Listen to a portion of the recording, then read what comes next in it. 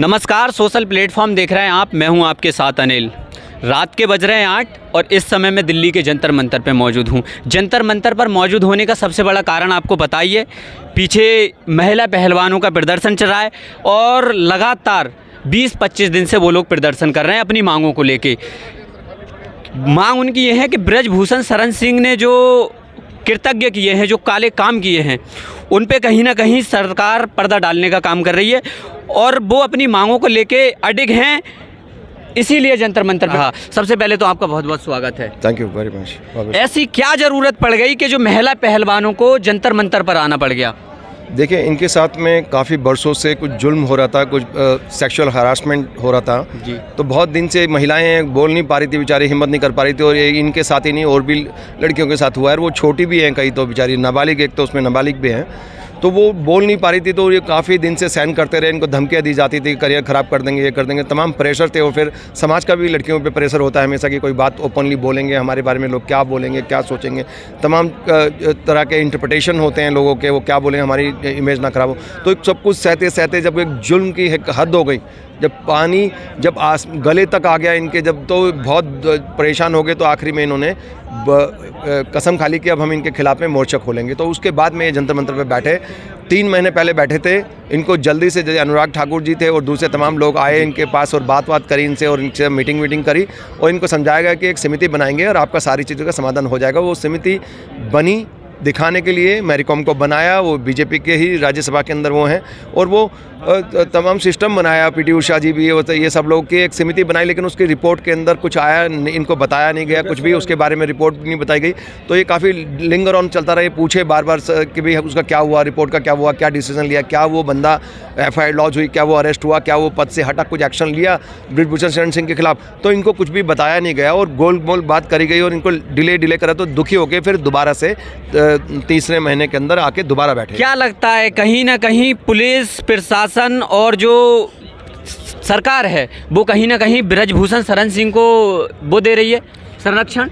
ये तो देखो दिख ही रहा है कि पूरा जो पैटर्न है कि काफ़ी 6-7 दिन तक तो इनकी FIR भी लॉन्च नहीं हुई। फिर CJI के पास गए लोग, हमने बोला कि आप कोर्ट जाइए, अगर यहाँ पे नहीं लिखते हैं तो आप फिर चीफ जस्टिस के पास गए लोग, तो चीफ जस्टिस को भी 5 दिन लग गए डिसाइड करने में। या क्या रीज़न था, I mean whole India wants to know about it कि आखिर रीज़न क्या है कि चीफ जस्टिस ऑफ इंडिया को 5 दिन कैसे लगे, जबकि 1 सेकंड के अंदर कर सकते हैं। आधी रात में भी बहुत सारे केसेस के अंदर आपको मालूम होगा कि इतने सारे केसेस के अंदर आधी रात में भी कोर्ट खुल जाता है, सुप्रीम कोर्ट खुल जाता है। आप जानते होंगे तमाम कई टेररिस्ट के केसेस में भी हुआ है और कई और भी दूसरे केसेस के अंदर हुआ कि आधी रात, वो निठारी कांड में भी आधी रात को खुल गया था, याद है आपको, कोहली को बचाने के लिए जो वो था। तो आधी रात को जब इन बाकी अपराधियों के लिए खोला जा सकता है, तो देश के ये जवान है एक तरह के जिन्होंने भारत का नाम रोशन किया, पूरी दुनिया के सम्मान दिलाया, ये जवान, किसान और ये पहलवान, इन्होंने सम्मान दिया है जनता को, पूरे देश को सम्मान दिया। तो क्या इनके लिए एक एक्शन नहीं लिया जा सकता? अच्छा, कर्नाटक में अभी आपने देखा था कि कर्नाटक में चुनाव थे और वहां जाके जो देश के वजीर आजम हैं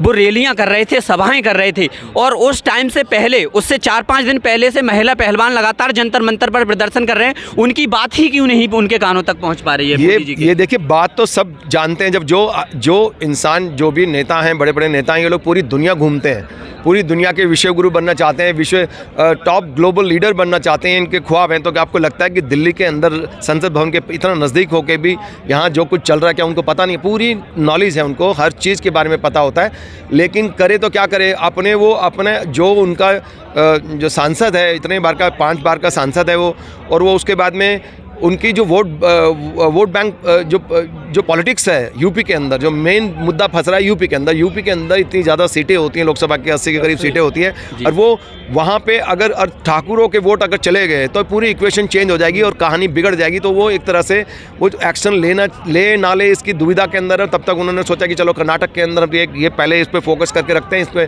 क्लियर होता है तो शायद कुछ करते हैं। तो जैसे ही इलेक्शन रिजल्ट आने लगा सुबह 11:30 बजे के करीब ही उन्होंने उठा के उसको बर्खास्त कर दिया सभी उससे, और सभी पोस्ट से हटा दिया। तो थोड़ा वो सब चीज़ ना वो गड़बड़ हो गया पूरा का पूरा। उनको लगा कि चलो रिलीफ मिल गया, तो एक टेम्प्रेरी रिलीफ है। किसी को बर्खास्त करना ठीक है, डिमांड थी हमारी कि तमाम पोस्ट के ऊपर इन्हीं के रिश्तेदार थे। ब्रजभूषण शरण सिंह ने महिला पहलवानों को टारगेट करते हुए कहा है कि जो मेडल थे वो 15-15 रुपए में बिकते हैं। उस पर आप क्या कहना चाहेंगे? एक मेडल तो लेके दिखा दो, आपको मैं देखिए, फिर बात आती है कि तमाम जो फिर बीजेपी के लीडर बोलते हैं कि आप उनके लिए क्यों बोल रहे हैं, इनके लिए क्यों बोल रहे हैं। जब उनके लोग अगर ऐसी बात करेंगे, सांसद उनके ये बात करेंगे, तो उस देश के सांसद जो उस पार्टी के पर्टिकुलर पार्टी के जो बीजेपी के सांसद हैं वही तो चुनते हैं प्रधानमंत्री को भी। तो जब उनके सांसद ऐसी बात करेंगे तो इल्ज़ाम तो आएगा ना उनके ऊपर भी। अब एक बात बताइए, मैं चैलेंज करता हूँ कि बृजभूषण शरण सिंह के कितने फैमिली के अंदर लोगों ने मेडल दिलवाए हैं देश को, देश का नाम रोशन कराया, गुंडागर्दी करी है और देश के और समाज के लिए सिर्फ कलंकी घोषित हुए हैं ये लोग। कभी देश का नाम रोशन करा इन लोगों ने? कोई अच्छा काम करा? एक मेडल लेके तो दिखा दीजिए, एक ब्रॉन्ज मेडल ही लेके दिखा दीजिए, मान जाऊंगा मैं। ट्रायल ही पास नहीं कर पाएंगे। और जितने बीजेपी के अंदर जो सांसद बने, बाकी के सांसद भी मैं अब ऊपर से नीचे तक गिनता हूँ, कितने मेडल दिला सकते हैं ये लोग? दिला सकते हैं। हाँ, ये जरूर है कि खिलाड़ियों को अपनी टीम में मिला लेते हैं, बीजेपी में मिला लिया, वो अलग चीज़ है। लेकिन ये लोग क्या खुद एक भी मेडल ले सकते हैं? देश का नाम गौरवान्वित करते हैं, बात करते हैं 15 रुपये का, शर्म आनी चाहिए उनको। ऐसी बातें करते हैं, कभी बोलते हैं शिलाजीत की रोटी खाता हूँ मैं। क्या है ये लोग, इनकी मेंटेलिटी क्या मेंटेलिटी है? ये देश का प्रतिनिधित्व करते हैं संसद के अंदर। ऐसे लोगों को बैन लगाना चाहिए। टोटल जितने भी क्रिमिनल हैं, चाहे किसी भी पार्टी के, उनको बाहर फेंकना चाहिए। क्रिमिनल होने ही नहीं चाहिए संसद के अंदर। ये तमाम पार्टी के लोग अगर ये जानबूझ के भी, क्योंकि उनको फ़ायदा मिलता है, हमारे क्रिमिनल तो संत हैं, दूसरे के क्रिमिनल और वो जो सेटिंग करके अपना काम निकाल लो और बाकी चलने दो, हमारे साथ है तो सही है, संत है, ऐसा नहीं चलेगा। अच्छा, एक सवाल और ऐड कर लेते हैं। आपको पता ही है, यहाँ से 2-3 किलोमीटर की दूरी पर राजा जी बैठते हैं और राजा जी के कानों में ये सुनाई नहीं जा रही है कि महिला पहलवान क्यों पिछले 25 दिन से धरना प्रदर्शन जंतर मंतर पर कर रहे हैं। आपने देखा होगा, जब भी देश की बेटियां इस देश में मेडल लेके आई, गोल्ड मेडल लेके आई, तो लगातार जो राजा जी हैं जाके बाकायदा फोटो खिंचवाए उनके साथ में, और जो महिला खिलाड़ी हैं उनको कहा कि आप तो हमारे घर के हो। क्योंकि ये सुना आपने? क्योंकि अब ये तो पूरा देश सुन रहा था, इधर पूरा देश सुन रहा था कि हमारी बेटियां हैं। तो आप बेटियां नहीं हैं क्या? वो रो रही हैं, 1 महीना हो चुका रोते रोते, उनको परेशान होते होते बेचारे कैसे गर्मी लगती है कि मच्छर काट रहे हैं, कभी बारिश हो रही है, तो उस समय वो फट्टे वाले वो फोल्डिंग बेड लाने लगे, तो पुलिस ने उनको धून दिया इतनी बुरी तरह से, वो मार पिटाई करी, 2 लोग हॉस्पिटलाइज हुए, एक का सर फट गया। ये सब क्या चल रहा है? क्या आपको लगता है कि सरकार सोई हुई है कि उसको पता नहीं है? सब पता है। लेकिन जब स्वार्थ अपनी राजनीति का आ जाता है, अपनी पॉलिटिक्स का आ जाता है, तो आंखें मूंद लेते हैं वो लोग। जब मेडल लाते हैं तो हर कोई बंदा पब्लिसिटी के अंदर रहना चाहता है, फोकस में रहना चाहता है, लाइमलाइट में, इसलिए वो बुलाते हैं, कहते हैं हमारी बेटी है। अब वो फोकस हट गया। भाजपा पार्टी ने एक बहुत ही प्यारा नारा दिया है, बेटी बचाओ, बेटी पढ़ाओ, बेटी बचाओ का। इससे कितना सहमत है? अब ये तो उन लोगों से पूछिए कि उनका कहने का मतलब क्या था, बेटी बचाओ का मतलब क्या था। क्या हमारा शासन है अपनी बेटी बचाओ? देखिए, अगर आप एनसीआरबी का डाटा देखोगे तो इसका यही मतलब दिख रहा है, क्योंकि टॉप 12 स्टेट के अंदर 7 में बीजेपी रूल स्टेट्स है। इसका मतलब सीधा मैसेज जाता है कि भारत के अंदर महिलाएं बीजेपी शासन के अंदर सुरक्षित नहीं है। लेकिन मैं ये भी नहीं कह रहा कि कांग्रेस के राज्य में हो सकती हैं। कुछ लोगों का बयान ये भी आता है कि महिला रात के 12 बजे गहना लाद के घूम सकती हैं।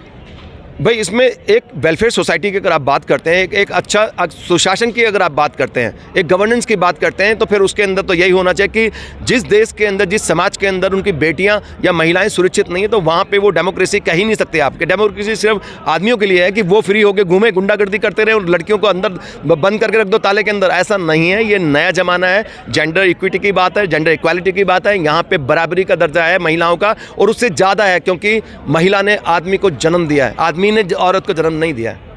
अच्छा, क्या लगता है, क्या मूल रहेगा इस प्रदर्शन का? देखिए, मूल तो यह है कि अभी जल्दी से जल्दी हमारी डिमांड यही है कि उनको गिरफ्तार करिए, जितना जल्दी हो सकता है। पॉस्को एक्ट लगा हुआ है उनके ऊपर, नाबालिग के साथ एक सेक्सुअल हरासमेंट का जो एक एक्ट लगा हुआ है, उसके अंदर 24 घंटे के अंदर अंदर वो अरेस्ट होना चाहिए। लेकिन पूरे देश का लोकतंत्र की धज्जियां उड़ाई जा रही हैं, पूरे देश की डेमोक्रेसी की धज्जियां उड़ाई जा रही हैं, और सब कुछ दाव पे लगाया हुआ है कि आप ये देखिए कि पॉस्को एक्ट को नहीं मान रहे हैं, जो कि क्या लग रहा है, संविधान से देश चल रहा है। वो मैं वही तो कह रहा हूँ, मैं बात वही कह रहा हूँ कि संविधान की धज्जियां उड़ा दी इन्होंने, कॉन्स्टिट्यूशन की धज्जियां उड़ा दी कि आप कोई एक्ट पास होता है तो कॉन्स्टिट्यूशन के हिसाब से ही होता है। अगर वो कॉन्स्टिट्यूशन के हिसाब से नहीं है, संसद में ही पारित होता है, जनता के चुने हुए प्रतिनिधियों के द्वारा ही होता है वो, तो इसका मतलब है कि वो कॉन्स्टिट्यूशन के हिसाब से कोई भी एक्ट नहीं होता तो वो नल एंड वाइट घोषित होता है ना। कोर्ट के अंदर यही होता है कि ये कानून एंटी पब्लिक है या एंटी रिपब्लिक, जो पब्लिक के खिलाफ है, एंटी पब्लिक है, तो वो अनकॉन्स्टिट्यूशनल घोषित होता है, नल एंड वाइट घोषित होता है। तो इस हिसाब से अगर गवर्नमेंट अगर देश के संविधान के हिसाब से कार्य नहीं कर रही है,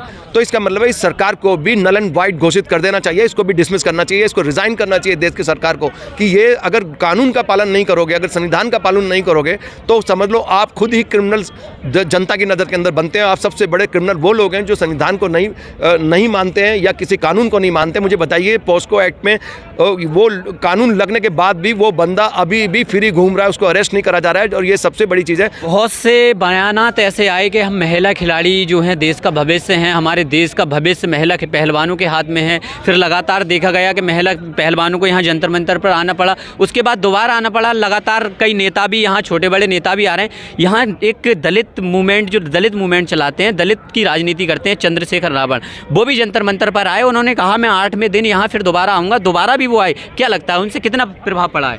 देखिए आगे गए थे, शुरू में जब आए थे तो उन्होंने बोला था मैं इतने दिन बाद दोबारा आऊँगा, यहीं पे धरना दूंगा और यहाँ ये करूँगा। तो ये उनका एक बहुत बड़ी बात है, वो आए, यहाँ पे आए। या आई मीन वो एक युवा लीडर हैं और बहुत ही क्रांतिकारी लीडर हैं और पढ़े लिखे हैं। सबसे बड़ी चीज़ है एजुकेटेड है वो, और ऐसे लोगों को आगे आना चाहिए। देश की राजनीति को बचाने के लिए ऐसे लोग जो जुझारू हैं, जो न्याय के लिए लड़ाई लड़ते हैं, अन्याय के खिलाफ लड़ाई लड़ते हैं, असत्य के खिलाफ लड़ाई लड़ते हैं, और ऐसे लोग, तमाम लोगों को आगे आना चाहिए, चाहे किसी भी जाति या समुदाय या धर्म के क्यों ना हो। इससे आप इसको बांध नहीं सकते। देश को फ्री रहने दीजिए, और ऐसे अच्छे लीडर जब आगे आएंगे तो शायद देश की राजनीति भी चेंज होगी, और शायद फ्यूचर के अंदर कोई अच्छा लीडर इन्हीं में से निकल के आ सकता है। और ये कोई बड़ी बात नहीं है कि फ्यूचर के अंदर मैं चंद्रशेखर आज़ाद को एक ऐसे अच्छे प्रधानमंत्री के रूप में देखना चाहता हूँ देश के अंदर, कि शायद कुछ बदलाव आए। अच्छे लोग जब आएंगे सत्ता के अंदर, राजनीति में अच्छे लोग आएंगे, तो इस गंदगी साफ तभी होगी ना जब उतरोगे इसके अंदर।